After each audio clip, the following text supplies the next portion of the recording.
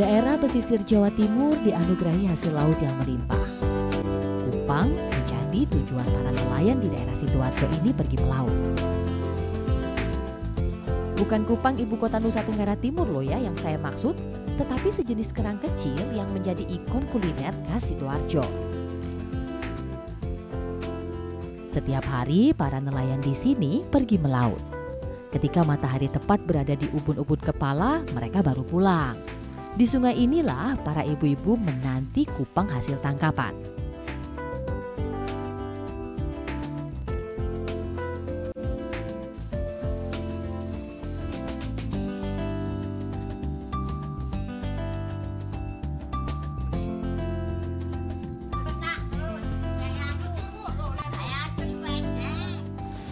Nih, kupang yang hanya dapat kita temui di pesisir utara Jawa Timur.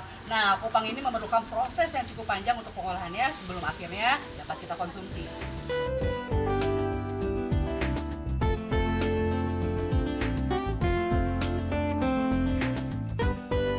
Ya, setelah kupang ini turun dari perahu nelayan, kemudian direbus dengan tujuan agar cangkangnya mudah dilepas.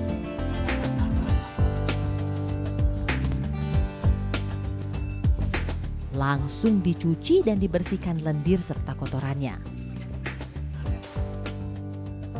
Lalu masukkan kupang ini ke dalam wadah dari batu untuk proses pelepasan cangkang. Terdapat dua jenis kupang, kupang putih dan kupang merah yang ukurannya lebih besar. Harga jualnya tentu lebih mahal kupang merah ya, 1 kilogram Rp20.000. Sedangkan kupang putih hanya Rp12.000.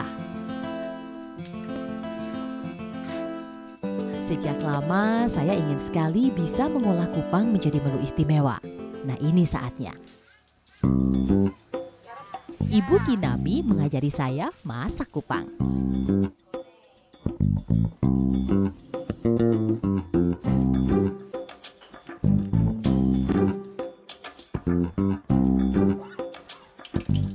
Semua bumbu diiris, lalu langsung ditumis.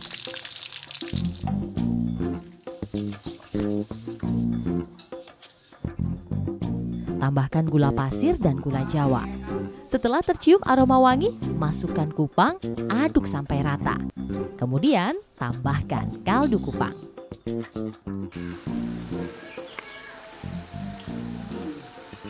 Mungkin kebiasaan orang Jawa selalu memakai gula merah dan gula putih, jadi rasanya manis.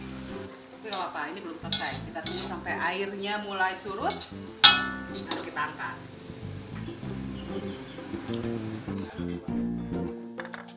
Nah, ini dia nih oseng-oseng kupang ala Ibu Kinami dan juga saya.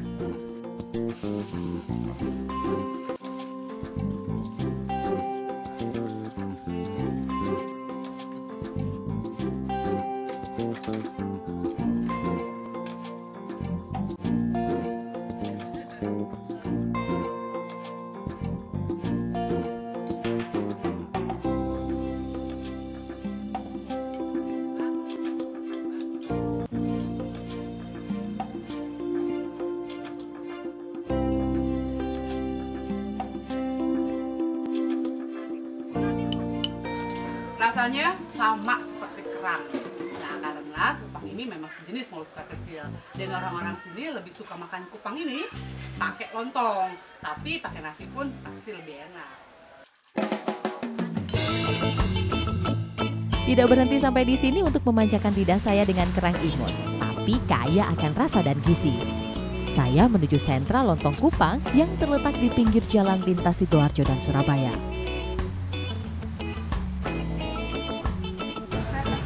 Lontong kupang. Lontong kupang itu petisnya petis kupang juga. Kupang. Kalau yang pakai petis udang, gak enak. Jadi apa yang kalau pakai petis udang? Lontong balap ada ya Pak? Ada. Boleh deh Pak, 1 lontong kupang, 1 lontong balap.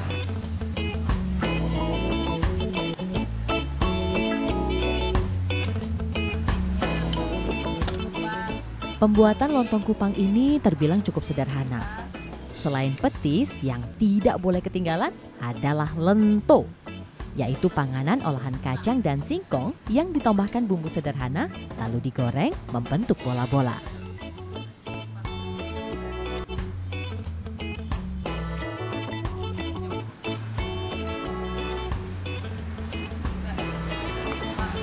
Ini lontong kupang. Iya, itu namanya lontong kupang.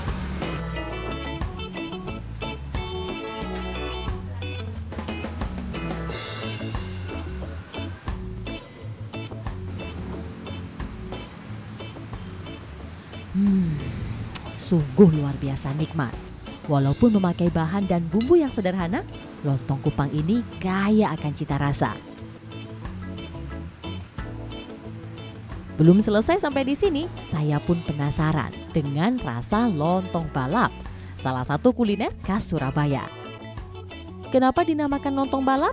Konon, para penjual lontong balap ini berebut pembeli di perjalanan menuju Pasar Wonokromo, Surabaya. Nah, dari jalan cepat inilah menimbulkan kesan berpacu yang berarti juga balapan. Akhirnya, nama lontong balap pun digunakan sampai saat ini.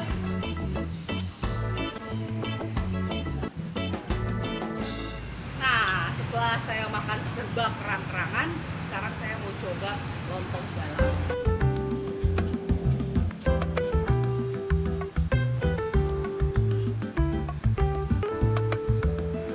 Rasanya seger. Nah, segernya itu mungkin dari petis udangnya ya. Ditambah lagi ada toge dan juga tahu. Nah, semua makanan ini harus dinetralisir. Penetralisirnya adalah kelapa. Kenikmatan dan keberagaman rasa dapat dihasilkan hanya dari satu bumbu masakan. Ya, petis. Membuat Jawa Timur menjadi kaya akan cita rasa kuliner. Ada pepatah mengatakan, bukan masakan Jawa Timur kalau tidak menggunakan petis. Kesederhanaan kuliner Nusantara ini sungguh sangat istimewa.